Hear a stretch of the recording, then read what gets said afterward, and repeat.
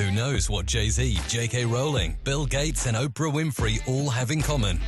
Okay, I will tell you then.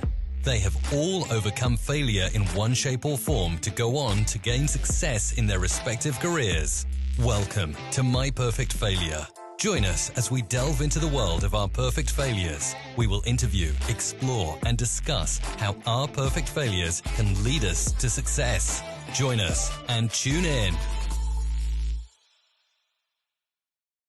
Welcome everybody to another episode of My Perfect Failure. Today I'm super excited because I have an amazing guest for you. So my guest today grew up as a son of the author and composer B.B. Johnson, aka Joseph Greene, who wrote Together, Brothers and Across the Alamo. Drawn towards cartels, crime and drugs, DaVon And Greene completed his first serious undertaking in his early teens. After an underwhelming critique from his father's friend, Saul David, director of Logan's Run, amazing movie, and Fantastic Joy, Voyage even, DaVon Greene put down his pen and entered the world that he wrote about and the endless cycle that there was an escape from, ultimately leading to incarceration. So a very, very, very, very warm welcome to my perfect failure, even Jonathan Greene. How are you? I am fine, sir. Thank you so much for having me. I'm super delighted to have you, as I indicated a second ago. So for the purpose of this discussion, should I be referring to you as your pen name, DaVon Greene, or Jonathan Greene? DaVon And Greene is fine for now. Okay, lovely. Okay. Well, thank you for your time today. Thank you. Super excited to get to know you a little bit more via this discussion, but also equally your wonderful journey where there have been some obstacles that you've overcome, and Yes. We're going to get into that now, and obviously the wonderful books that you're creating today. So just in terms of DaVon And Greene, I was just intrigued by that because it's DaVon And Greene. Could you maybe expand on that? Well, I wanted to respect my family, Greene, Okay. and my firstborn, my daughter, is DaVon Greene, and that is also my middle name. So I decided to make it DaVon And Greene as a branding name. And originally, when I started, I didn't want to do any of this kind of stuff. Really? I didn't want to do. I just wanted to sit in the background and write and let my writing do the talking. I didn't want to see a picture. I didn't want to do a website. None of this stuff. Okay. Be quite honest with you. I'm just being real with you. So how do you find it now? Because I'm just thinking from people that I get the mystique as well. You asked me before we hit the record button around a lot of my content is out there from an audio perspective, but it's not out there from a visual perspective. Yes, And sir. I knew I wanted to do a podcast, but I wasn't really feeling the idea of doing this, being front or being in the camera and being a visual entity. But I guess from a personal perspective, I realized that it's kind of part of the journey. It's part of adapting to a way of learning a different skill, being more confident around a different skill, and confronting, it's not a demon actually, but just confronting maybe a little bit of confidence that is lacking. So it sounds like it kind of sounds like you were in your comfort zone, and you were used to that, just like I was in my comfort zone. I didn't want to be seen, and you took a step outside that comfort zone, and man, you look great on camera. You sound great. Likewise. You're doing your thing. So man, hey, more power to you. You took a step, you took a leap of faith, and it's working. Absolutely. Can't beat that. Yes, well, likewise. So I mentioned in your bio that your dad was a composer, and he clearly had some success. So what was that like growing up with a father that was successful? Oh man, that was awesome, man. My parents, I had friends from every nationality, every creed, I would go over I had a friend named Reza. They lived up in the hills in I can't remember, but it's beautiful home. Yeah. And everybody my dad knew and my mom knew, and all these parties we'd go to, I'd go with them as a kid, and we'd be playing with the kids. But it was just amazing to me. And I'd go to the studios. I have a picture somewhere of me in King Kong's hand. When they made that, they were electric. The older King Kong, he was an actual electric or mechanical King Kong, and he had 4 arms. And I had a picture of me sitting in his hand. And I was on a bunch of movie sets with my dad. I was on a Logan's Run set. Logan's Run, I love that movie. And it was just an adventure. It was so much fun when I was a kid. So writing was something that came into your life at an early age. Again, when I read out your bio, your first serious undertaking was as a teen. Yes. Which I find remarkable, that as a teenager that you were able to pen to paper and actually create something that would take a lot of effort, application, dedication, something that I think of myself as a teen. All I wanted to do was go out and, catch up with my friends, network with my friends. The idea of doing something, particularly writing or maths, parents, that was a huge challenge to get us to sit down and focus. But you were able to do that. Was that influenced by your dad and your parents? Oh, definitely. There were books. There was strong encouragement as a child for me to read. Really? So I read in the household. You got to think, my mom she started at JPL years and years ago, Jet Propulsion Laboratory in Pasadena, California. When she started there, she was the audit department, just her. Okay. By the time she graduated, by the time she retired, they did a big thing for her. But, following that, and my dad as a writer, they always encourage you got to do this and you got to do that. And so I really enjoyed reading. Okay, I really did. Okay, so you've answered what was going to be my next question. So was it more you enjoyed and less pressure? Because I know some parents, when they see their child has an interest or a talent, they kind of push them and it's almost like force fed. But was it more, actually, I kind of enjoy this? I liked reading. As far as sports, I was pressured to go to USC and play baseball just like my brother. Okay. And I guess my 6th grade year in high school, I was in a traveling baseball team, and a USC coach came to see me play. And I hit 2 home runs in that game, so forth and so on. And he came over, talked to my dad, and I had a scholarship to go to USC after that day. I was offered a scholarship, hey, when you get older, so forth and so on, we're ready for you. And make a long story short, baseball wasn't it. I'd lost interest in baseball, man. Okay, so that wasn't your passion. Interest.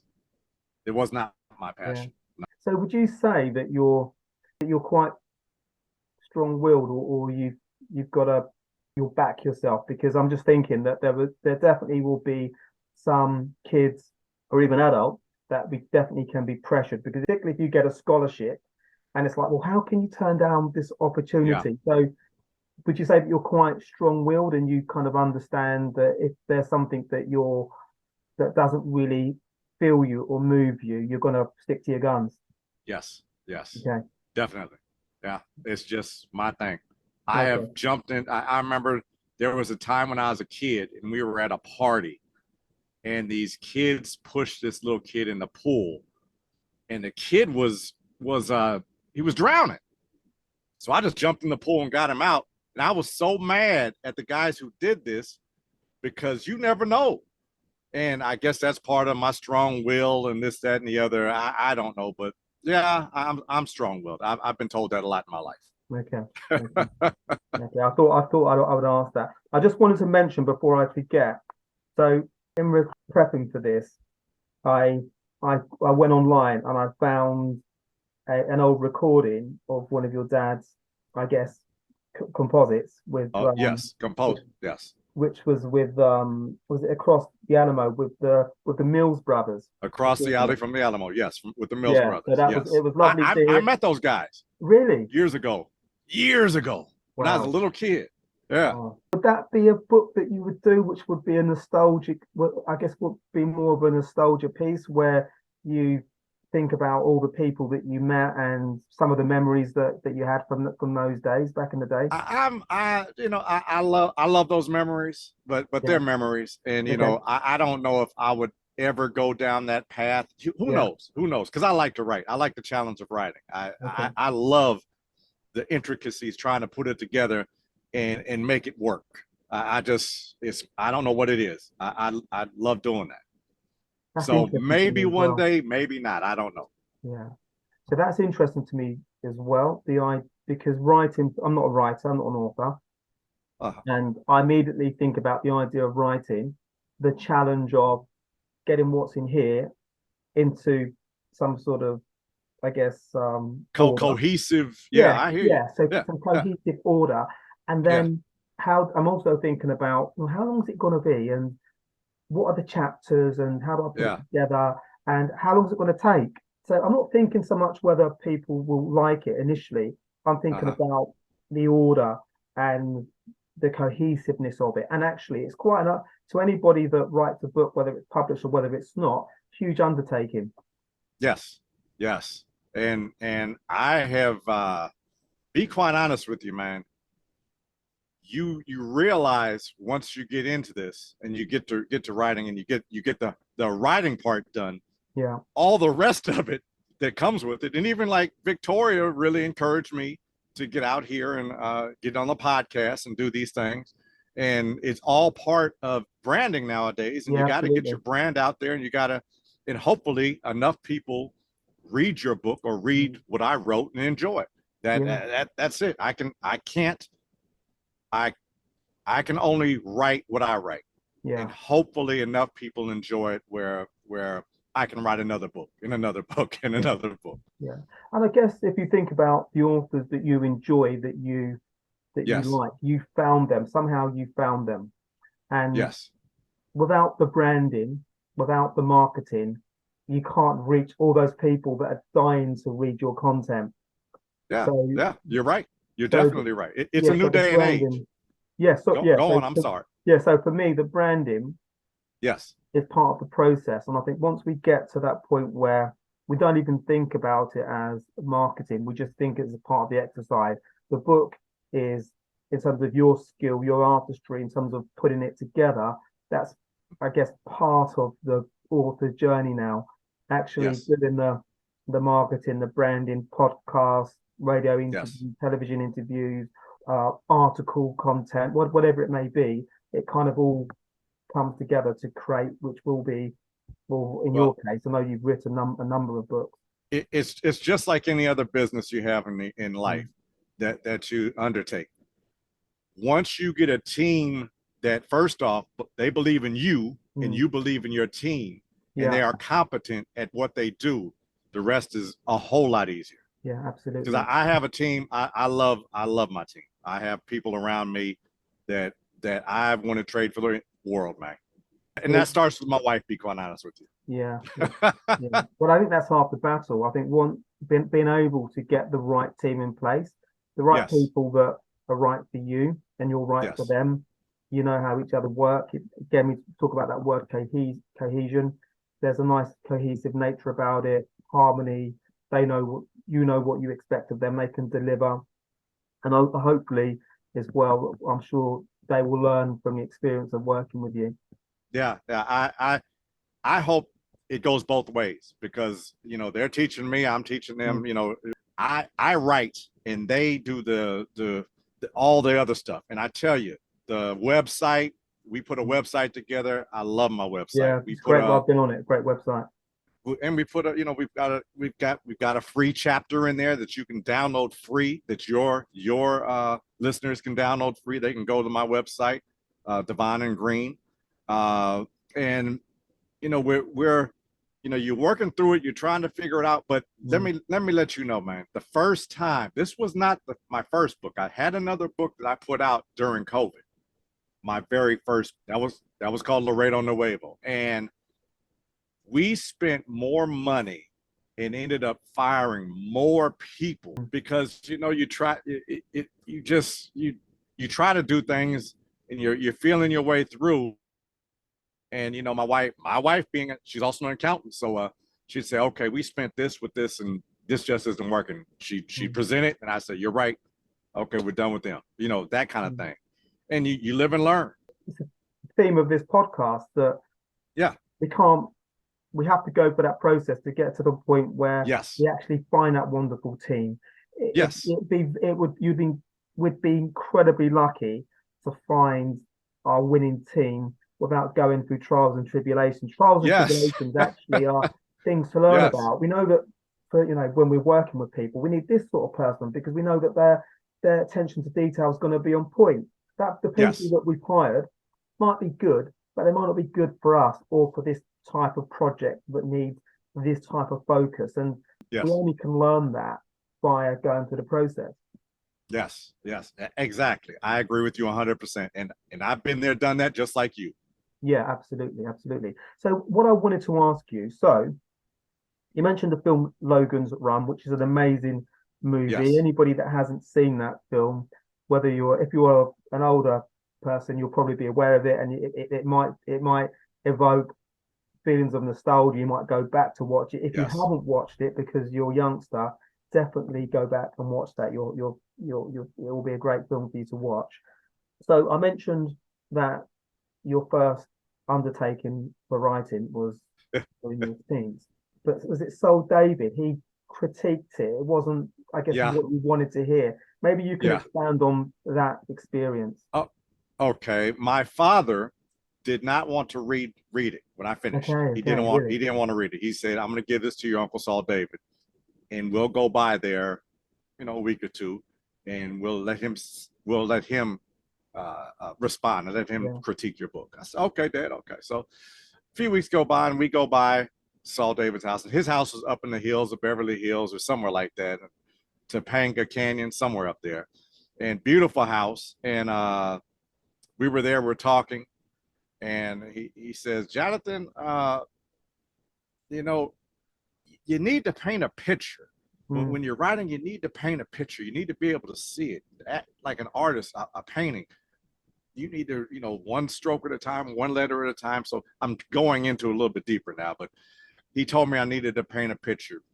But that was his advice, because in the long run, he told me it wasn't really, I'd have to work on it some more. He was nice, but I took it like, oh well, I won't be writing any for a while. I'm gonna go make me some money. So how old were you approximately around that time? Well, I think I was about 13, maybe 14. Wow, you were young. Yeah, I was young, but you gotta realize I had I grew up in the hills of Altadena, but around me was a lot of drug dealing. Down the street, there was right down the street from me at the corner was a guy who had a Porsche club, and I mean Porsches. He would have parties, and there'd be 100 Porsches parked in front of his house and around the corner, down the street. And you'd like, who is this guy? And it turned out he was a drug dealer. He was part of a network of drug dealers. And, at that time, and I wasn't, I didn't start doing that at 14. But once I got of age in high school and so forth and so on, I wanted to make some money. So I started doing some things I shouldn't have done. And that obviously had some consequences further on down the line. Oh, man. Oh, yeah. Yeah, I ended up going to jail as a juvenile, and then I ended up going to jail as an adult. And the last time I went to jail, I don't know if you want to talk about this now, but the last time I went to jail, my daughter came to visit me, and it changed my life. Your daughter, what? Sorry, I missed that. Back to jail again. Pardon? I missed the last bit. You said your daughter? Yeah, last time I went to jail, my daughter came to visit me. She was 1.5, 2 years old. Okay, yeah. At the most. Yeah. And I can vividly remember her smiling at me through through the jail Mm. bars, dad died, and it just broke me. I said, I'm never coming back here again. Okay. Never Okay. coming back. And I've never been back since. That Yeah. was what, 30 years ago? Wow. That's amazing. Yeah. Amazing. And Yeah. no, I commend you for that, because when we're in situations and we're around, I guess, the wrong people, we don't really have positive influences around us on a daily Yes. basis. It's very difficult, I imagine, to kind of really flip the script and really change and evolve and actually Yeah. make that commitment, stick to that commitment to actually change our circumstances. So I definitely give you full kudos for having the determination to actually have a thought that you're going to change, but actually the most important thing is to follow through with it. Yes. Yes. You have to, you get circumstances where people come up to you, man, and they're talking code because they want to know what's really going on with you, man. Can you help them out? This, man, I'm not in that world. I wasn't in that world anymore. So, we can talk about whatever else you want to talk about, but that world has passed me by. Yeah. So I guess what intrigues me about, I won't stick around too much on this, because I'm keen to get into what you did after that period. But what I'm interested in is the mindset that you had to tap into to kind of make sure that you stuck to your guns, and you did manage to ultimately leave that situation. What was the process where you actually had that tunnel vision, where you're able to extract yourself You from know what? everything else that's going on around you? I would say this. There was another time in my life when I was in the beer business, and this was later down the line. I was in the beer business, and I was drinking heavily. I mean, I could drink back then. I could drink heavily. Okay. And we had an event in Beverly Hills. I mean, was it Beverly Hills? And there was a club in the Hollywood Hills, excuse me. And it was Mickey's Malt Liquor, and we were comparing Mickey's to Heineken. And that night, I watched about 10 or so of my compadres, people who work with me, get drunk. And they were drunk. And that was it for me. I said, I don't want to look, I don't want to, I don't want to get to this point in my life where I'm sitting in a bar drunk and I have to call a taxi to take me 50 miles home, and that so forth and so on. And that I stopped drinking. That was it for me. I stopped drinking for probably 4 or 5 years before I even took a sip of another drink. And even now I'll drink half a Corona. That's it. Yeah. I can't drink anymore. Yeah. Every blue moon. Yeah. So you've got that discipline where you can actually, when you decide you're going to do something, you can actually just decide literally on the spot. Yes. Yeah. When something happens that I don't know if it triggers or whatever, however you want to put it, but something happens and I'm done. I'm good. Yeah, which is a unique skill. I think I wish I wish I could do that more readily. I think it takes me a bit of a journey to get to that point where I can actually, step by step. It's like baby steps. So I get to that point where I can make the decision, and then it takes a minute for me to get to that point where I kind of the behavior is shifted. Okay. I everybody has to deal with things different in life, and that's just one of my things that on those 2 instances I was able to just that's enough for me. Make the decision and you're done. Yes. And you move on. You move on with your life. So what I wanted to ask you, so prepping for this, I was able to see that when you actually came out of prison. Yes. What I was really impressed by was that you eventually, when you found employment, found it in different.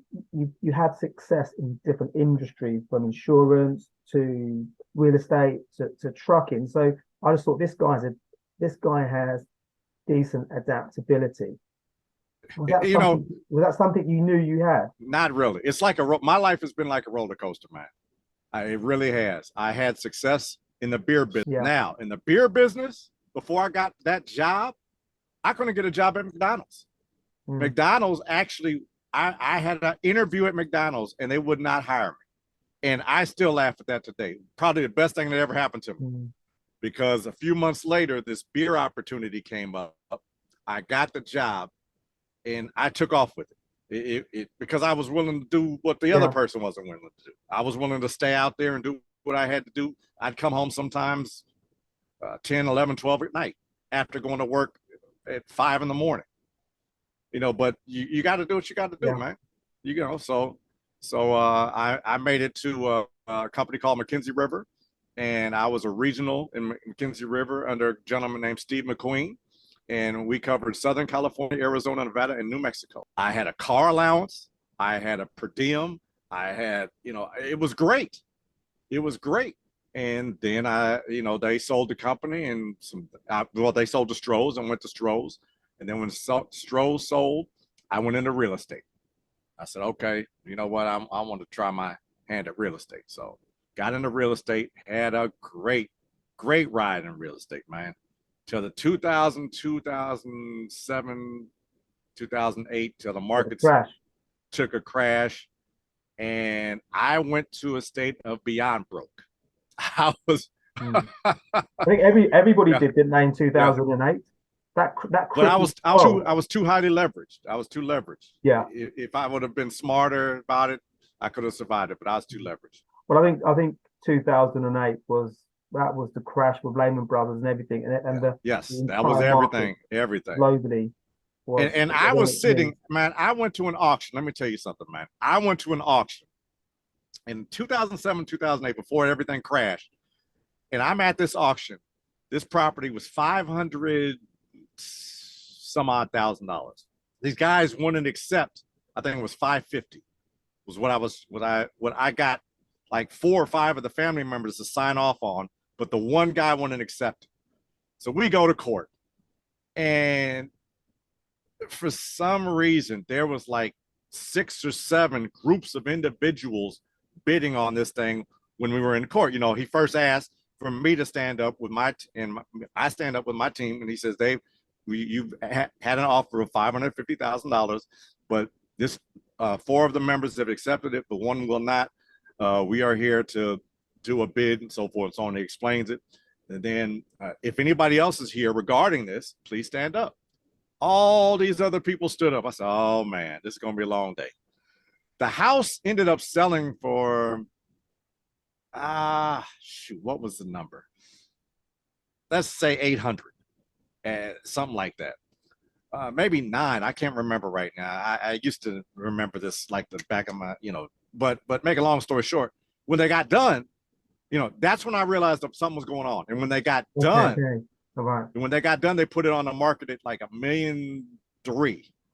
Then it went down to $1.2 million, went down to $1.1 million, $990. They could not sell that thing, man. So you knew something was going on. Yeah, it took them a while, so everything started falling apart. You saw the stock market start falling apart, but it took them a while to get it done. And when they put it on the market, I was so glad I didn't buy that property. Yeah, because it needed to be repaired. I knew it needed about $150,000 in the repairs. But they bought it, they did their thing, and I'm sure they lost money in the long run. Well, I would hazard a guess and say it's pretty certain they would have made a huge loss on that. Yes. So just in relation to your ability to start again, because you've started again on a number of occasions. Yes. So what's your approach to that, starting again, because you've done it and you've been successful at it. And I think for a lot of people that are watching, listening, sometimes the idea of starting again can be quite daunting, but you've done it successfully on numerous occasions. Well, it's I think maybe it was my parents that instilled that in me. Maybe it was my mom, maybe it was my dad. I can't pinpoint where it comes from. I just know I just never wanted to give up. Yeah. I've always wanted better. I want better for my kids. And then a lot of times I don't understand that attitude, the woe is me, and and I'm just going to give up on life kind of thing. I don't, that's not my thing. Now, don't get me wrong. There's been times when I'm like, Lord, why are you putting me in this predicament? Why did you do this? But, you got to pull through those times. Yeah. You got to pull through those times. Yeah. Because, they don't last forever. But they will last forever if you don't do anything about it, man. You got to do something about it. Yeah. You got to fight. Yeah. I think that's the key. It's doing something about it. Yes. And potentially, I don't know whether this applies to you, it's having the right people around you that can. I know you mentioned your wife. You've probably got your wife there. Maybe there's one or two other people. So it's having the right team. Yes. In your corner, and maybe knowing people that can be family and friends. That that connection's always going to be there. But when you're working on different projects, maybe they don't need to be all in the business about that because their energy might not be the right energy to help you achieve some of the things that you're looking to achieve. And yeah, I agree with you. And I would tell people, really find a mentor. Find somebody you respect. And they might not even know they're your mentor, but find somebody you respect and talk to them. Because there's always going to be people out there. Somebody who believes in you. Yeah. And somebody who's an inspiration to you. And I have a mentor out of Atlanta, DaVon Crump.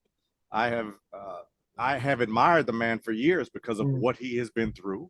And we talk from time to time. We don't talk often, but he has a coffee call that he does on Fridays that I listen to. I've listened to it for years, but it's what I need.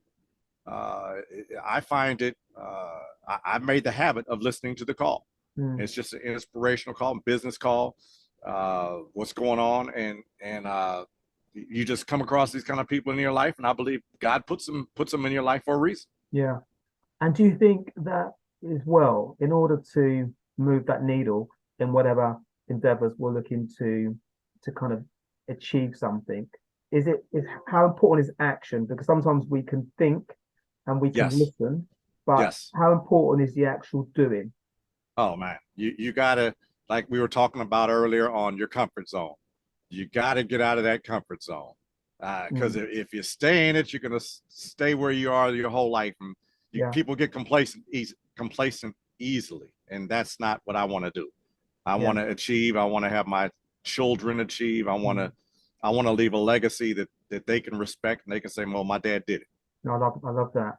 So, books, writing, authorship. So you have the situation.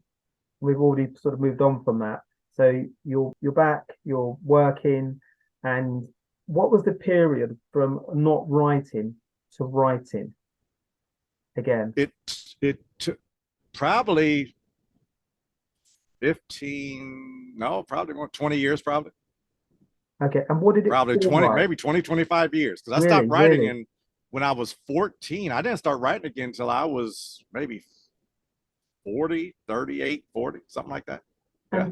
And do you think that writing was always there, in terms of there was always something that you felt, I need to get an. Sometimes we have a knowing, but we don't do anything about it. It's just sat there, and we just need we need the dice to fall into the right place for us to kind of move forward. Was writing always there somewhere in the back of your mind? Oh yeah, it was there. Over the years, I've started a few projects, a little bit, but never finished anything. Okay. And until 2013, 2014, I started something. I said, I'm going to finish. And it took me, every page I write of text that actually I write, that I keep, it takes me 4 pages to write. So I'll write 4 pages of text, and out of that 4 pages, I'll come up with 1 page. That's about the way I write. I whittle it down. I take out the bad, and if it's not flowing right, I'll disregard it. But that's how it takes about 4 pages to get 1 good page from me.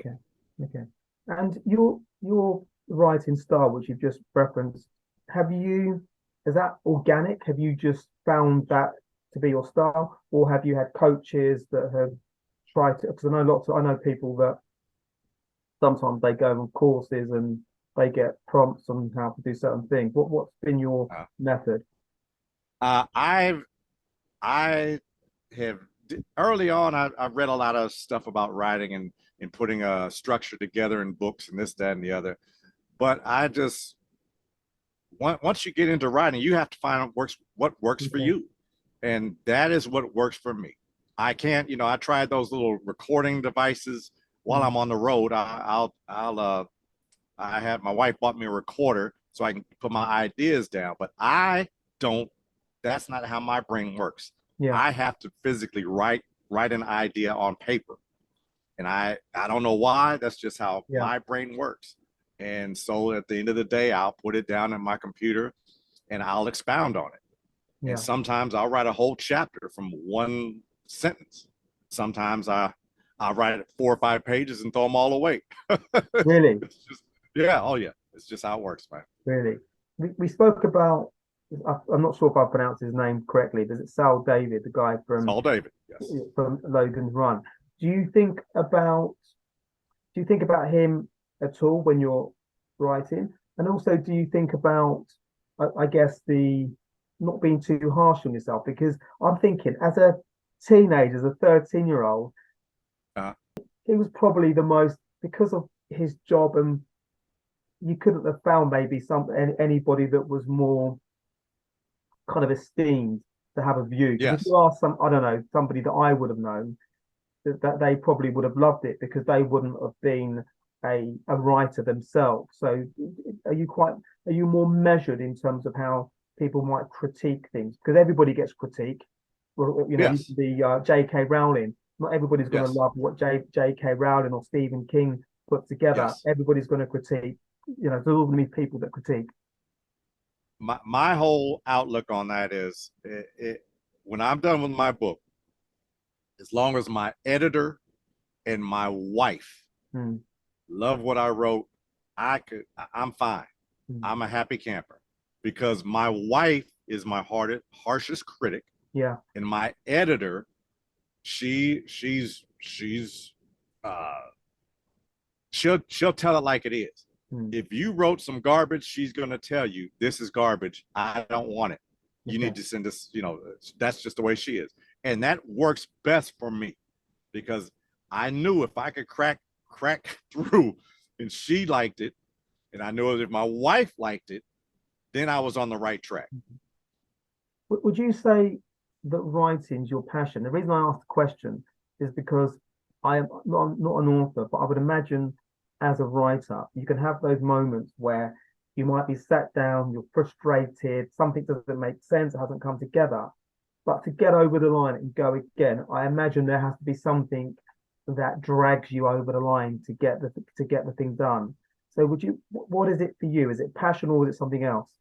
Well, it is a passion of mine, but I just love the challenge of writing something. Okay, there's a scene in Paladin, the book we're talking about, the book that's about to come out in January. There's a scene in there where Briscoe DeValls is at his offices and he is talking to his protege, Zen. And he's telling him, he's in there with a senator came in. They had a meeting, and Briscoe DeValls was not supposed to be there, but he had all the answers for the senator. He lined up the deal. The deal was done. They were done with their meeting in 5 minutes. Now he's talking to Zen afterwards, telling him, Zen, this should have been handled, so forth and so on. And then another gentleman comes in who they had hired to be kind of like the go-between between all these politicians and the company. Well, the guy come in late, and Briscoe fired him right on the spot. He said, man, you're of no use to us. And those kinds of challenges of putting that scene together, and when you read it, you see it. Okay. I love, because, you got to write it so that you can visualize, so I can paint a picture. Like I said, that's very challenging to me. But when you go through that scene and you feel it, you say, okay, that was good. And that's how I came out with it. And I said, okay, that's a good scene. I'm not going to change anything else. Yeah. I'm going to keep on going.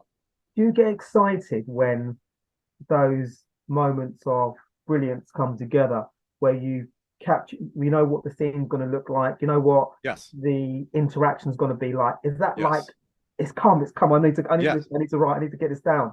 Yes. Yes. I have woken up. I've woke up at 4 a.m. I went to bed at 12:30 at night, 4 o'clock in the morning, whatever, because I've got stuck in my writing. Mm. My wife hates when I do that, but Yeah. it happens sometimes. Yeah. And when you're on a roll, so carry on. I said, when you're on a roll, you're on a roll, Yeah, man. 100%. When you get on a roll with that writing, you don't want to stop. Yeah. Do you ever have moments where you could be out at dinner, you could even be on a podcast having a discussion, when an idea comes and it's like, I've lost, what did you say? Sorry, because you're in that moment. Yeah, not yet. Not yet. Not yet. Maybe one day, but not yet. Okay. Because normally, since I am a truck owner and I drive trucks every day, I drive my truck, and normally it's when I'm on the open road that those ideas will come to me. Something will come to me. I'm like, oh wow. But not really when I'm sitting talking, doing a podcast. I haven't had anything like that happen to me yet. Okay. So from a process perspective, so you've got the trucking business and you're an author as well. How do you combine the two?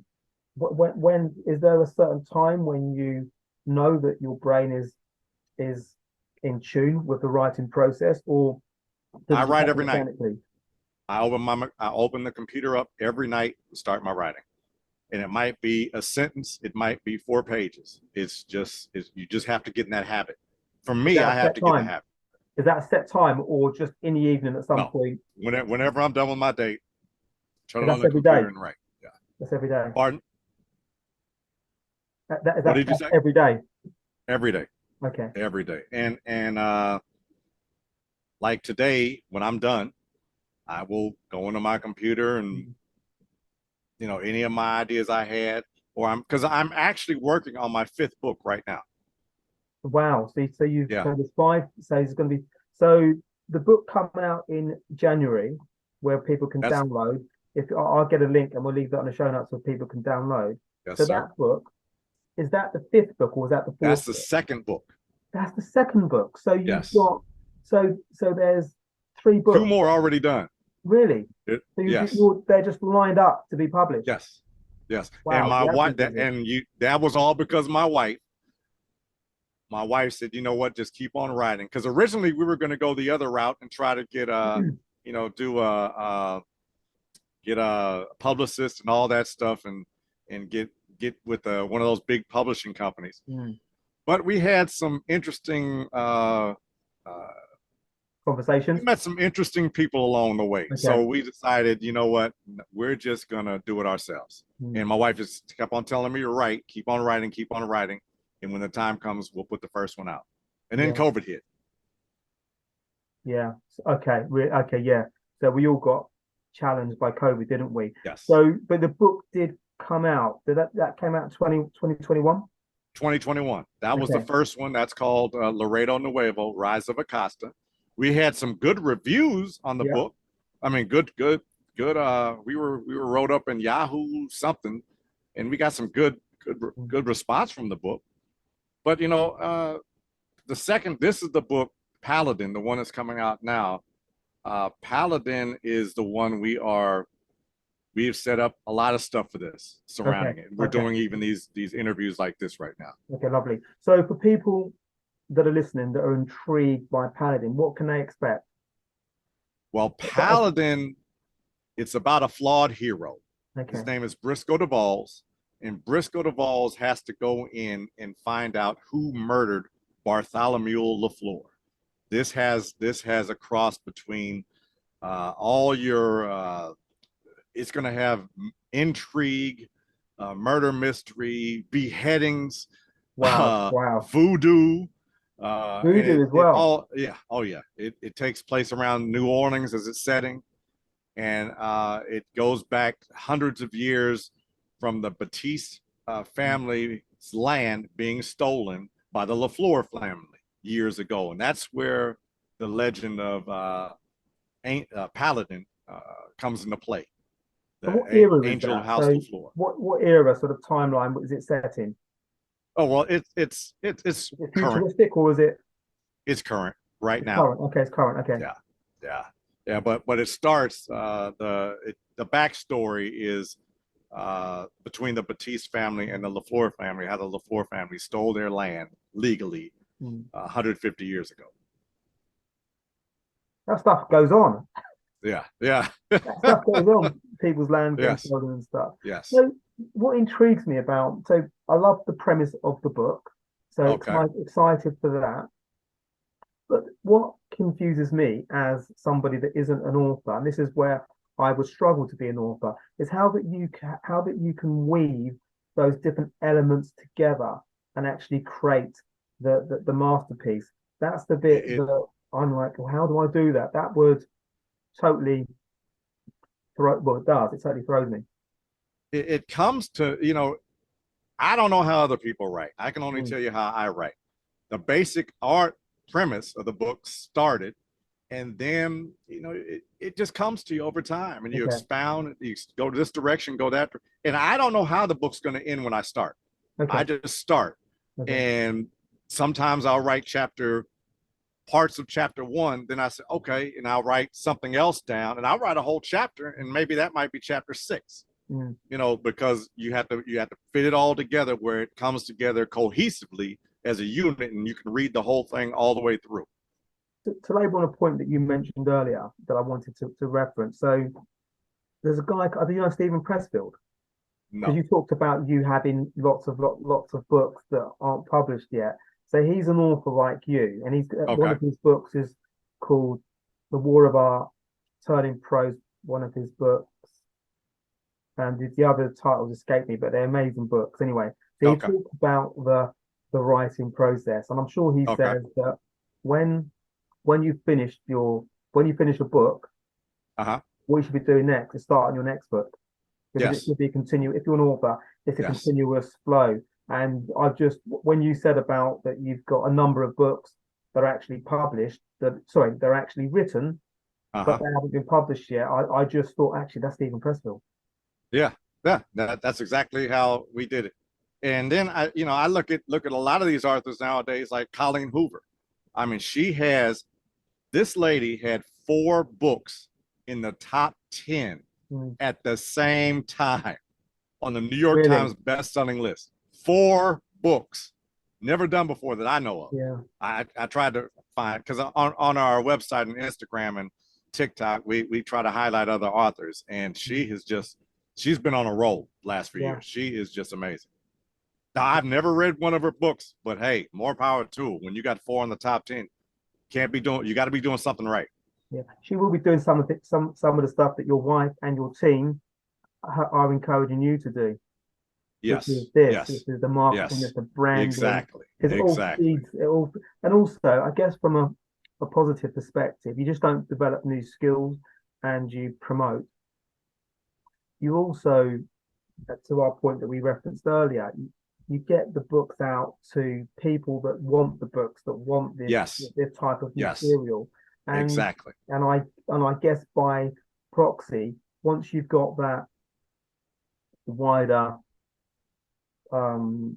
the wider public, they become aware of your material and actually absorb your material, just gives you more revenue where you can actually grow it to be bigger and better and just do more interesting things. So it all feeds the same ecosystem. Yes, exactly. Perfectly put. That is, we all want to be successable. Yeah, absolutely. We all would love to be successful at what we do, and especially at what you love doing. And that's what that's what I'm on the path. I'm trying to do. Okay, so just a question just come to mind, because I guess you're LA based, right? Yes. Okay, and you mentioned Hollywood and all that type of thing, and your dad's background, Saul David. Yes. So you've got a real rich background pedigree. Would you want to do anything where some of these books that you're putting together, I don't know, become movies or become series, or is that something that you ever think about? That is that's the ultimate goal. I would Okay. love for any one of my books, because I see my books. Mm. I see them like a Mm. movie. Yeah. I visualize them, Mm. and I don't know about anybody else. When I go to a movie, Mm. I look at not just the movie. I look at the cinematography. I look at the scene. I look at the action. I look at the way the movies flow. It's just my thing. I don't know why, but yes, I would love them, because I write them thinking, visualizing them like a movie. Mm. So I yes, think I'd you love have to see to. that. I think you have to. Yeah, yeah. I was talking to somebody, I've spoken to lots of people around this, but recently, actually, not maybe Uh-huh. this is in the recent past, I seem to be speaking to people that Uh, really set or they have ideas that they want to achieve that uh-huh. are quite are very ambitious. So if you speak, so if they speak to 99.9% of people, they say they're crazy.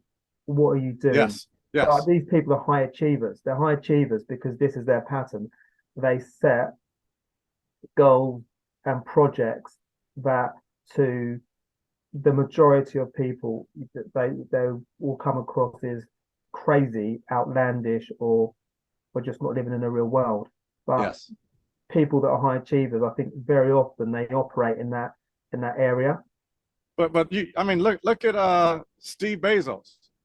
Yeah, I mean Jeff Bezos. yeah, Jeff Bezos. You look, the guy started something out of his garage, Amazon, Mm. and I mean, who would have knew? Who would have thought that Amazon would be the behemoth it is today? Yeah, And absolutely. if he told people, he said, "Man, I'm going to start a bookstore in my Yeah, garage for online, and it's going to be huge." yeah, And people are like, "Yeah, right."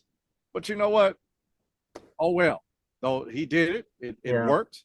And you got to think, oh, what is his name? The guy who made uh oh man. So you took me down a path, man, and I Yeah. gotta remember this guy's name. He had the James Cameron. Oh, right. Yeah. James So, Cameron, yeah. yeah, Titanic and Avatar. Did James he Cameron do was a truck Terminator driver. movies as well? Did Terminator movies as Yeah, well? Terminator. Yeah. He was a truck driver Yeah. in Hollywood. Mhm. He was driving trucks, Mhm. and he followed his passion. He wanted to get into making movies, and look where he is nowadays, Yeah. worth billions. Yeah. So yeah, so I think there's a lesson for us all there. We have to Yes, set, if we've got ambitions, set them high, because yes, even if we don't reach them, hopefully we will reach them. If we aim for high, maybe they might seem unattainable. We're actually going to go further than we would do if we're setting yes, maybe challenges that are kind of like lukewarm, not really that challenging. yes, And we don't have to achieve it. You know, it's baby steps to get there. You don't have to achieve yeah, it immediately. It's going to be baby steps. But the idea is to set projects that are, you know, that yeah. might seem outlandish to most people. What I wanted to, there's a couple of things I wanted to ask you. One is that your journey is an inspirational one because you've navigated challenges, you've managed to resurrect yourself and actually, you know, successful careers, Yes. Okay. author, successful author, multiple books you've got in the pipeline. It's a very inspirational person. So for people that are listening to this that might be in a little bit of a rut, that can't see the wood for the trees. I don't know whether that expression Yes. translates across the Atlantic, but sometimes it Uh-huh. can be quite difficult. But you've got a passion and energy and the behavior of consistently being able to go again. What would your advice be? You gotta get yourself first off. You gotta surround yourself with positive people. Hmm. You have to have positive people in your life. You have to have a sense of I'm never going to give up, Yeah, no matter what happens. You have to have a sense of that. And I would encourage people to even uh, everything works differently for different people. hmm. I like every morning I watch at least one positive inspirational video every Yeah, morning when I wake up. hmm. I do that for me. That's my Yeah. thing. I send inspirational quotes to my kids at Really, least 3 times a week. I do it on that's Monday, amazing. Wednesdays, and Fridays. I try to inspire them. And then once you get into those good habits, try to do better, try to be better, try to figure it out, what works for you and what doesn't. And once you have that down, what works and what doesn't, then expound on the positive. Then take the good things that you have and find your passion and pursue it. Yeah, no, absolutely. No, I totally agree. And I love the idea that you listen to something positive first thing in the mornings, because yes, the world, the news that we get, if we turn on our radio, we turn on the TV, we look on social media, is very negative.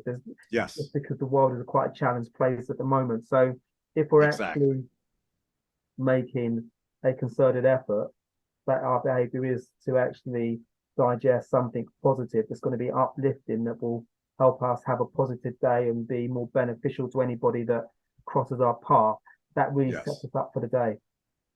Yes, sir. I agree with you. I agree with you. Okay, lovely.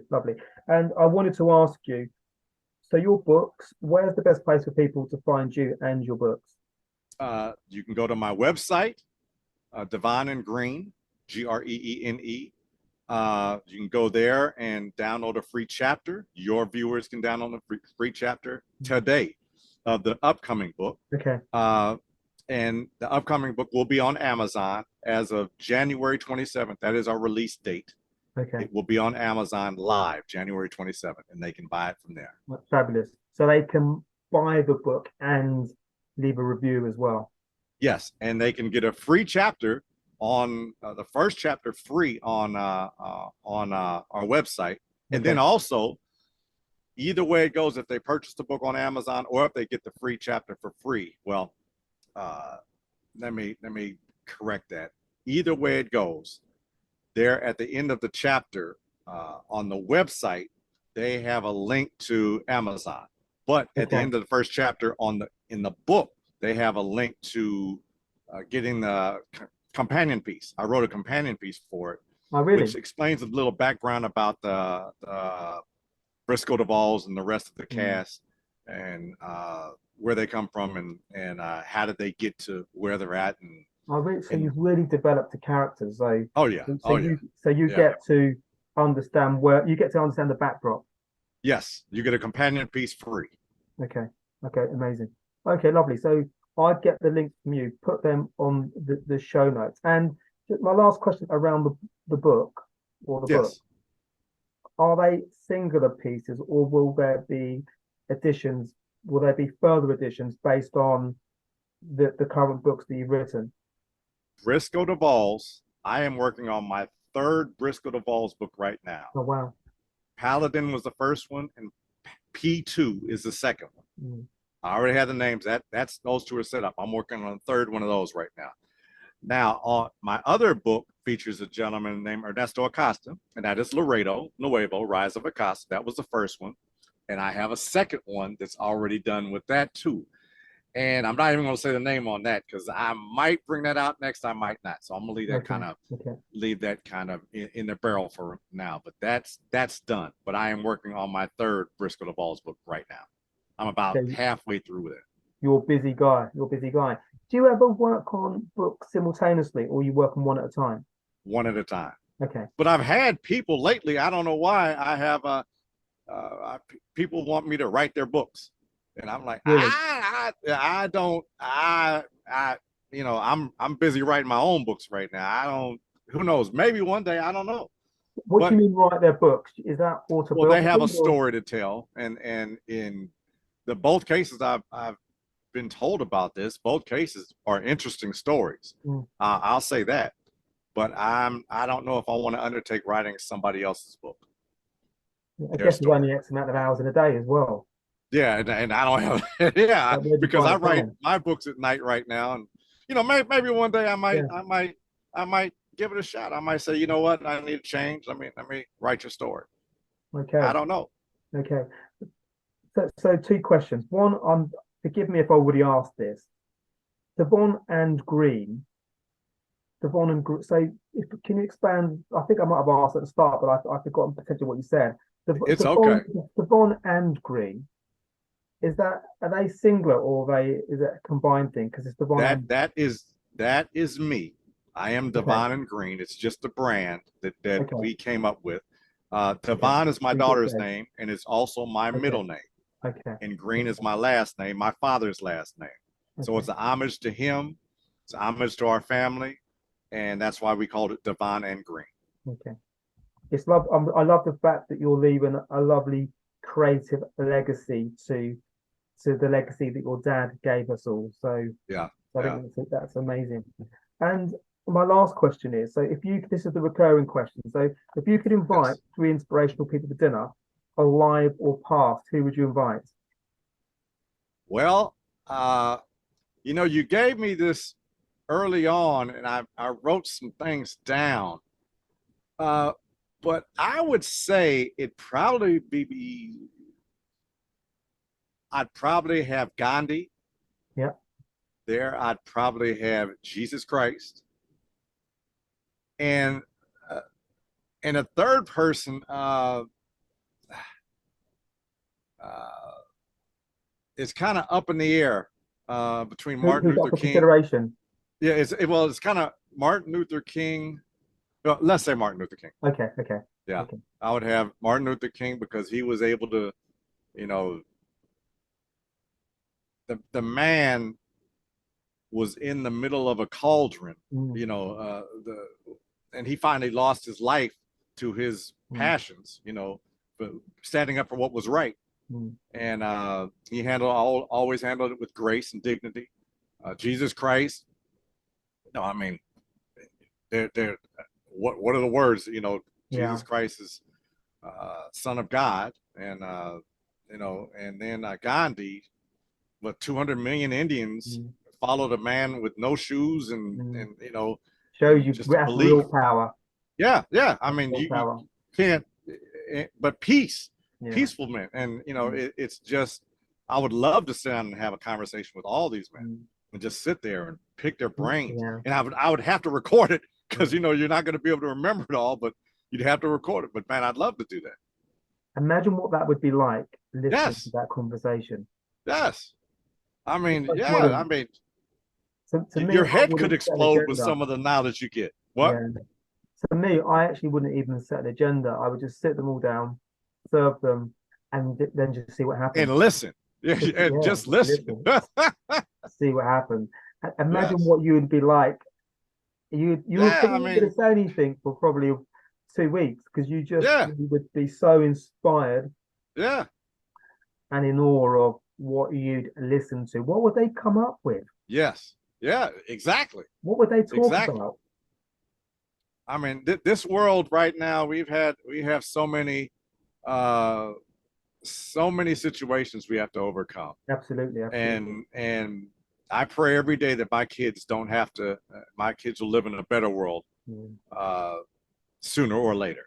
Yeah, I agree. But you know, we'll have to see what happens. Well, I think you're doing a lot to create a better world. The example that you're making, that's why I was so keen to meet you and have you on the podcast, because I love your journey, what you're doing now. I'm excited about what you're going to be doing in the future because you seem relentless in your commitment to put out content and actually inspire people. So thanks for being a guest of My Perfect Failure. Well, man, this was my pleasure, man. I really enjoyed it. You have, I mean, hey, you're doing your thing, man. You're putting it out there, and I am glad that you're doing this on video now because I listened to your other podcasts, and I'm glad you're doing it on video now, man. Hey, you took that next step. Yeah, you know the ironic thing is, I wish I'd done them all on video. Some of them actually. So yeah, long story short, I actually lost some of the actual video content, the computer issue, but. Yeah, because once you do something, actually, you think, well, what was the problem? Because it's just content. Yeah, it doesn't really matter. It's no biggie. It's just content. So, so wish you did it before. But anyway, you've got to start somewhere, right? Exactly. Okay. Exactly. And hopefully we can have more conversations. So let me know when you've got more books coming out, and we can definitely have a chat around what's coming out, what we can expect from you. Yes, sir. You will know next time I'm coming out with something. Brilliant. So take care for now. Bye. Thanks for listening to My Perfect Failure podcast. Be sure to visit www.myperfectfailure.com to join the conversation. Subscribe to our podcast on iTunes or Google Play. Look out for our next episode.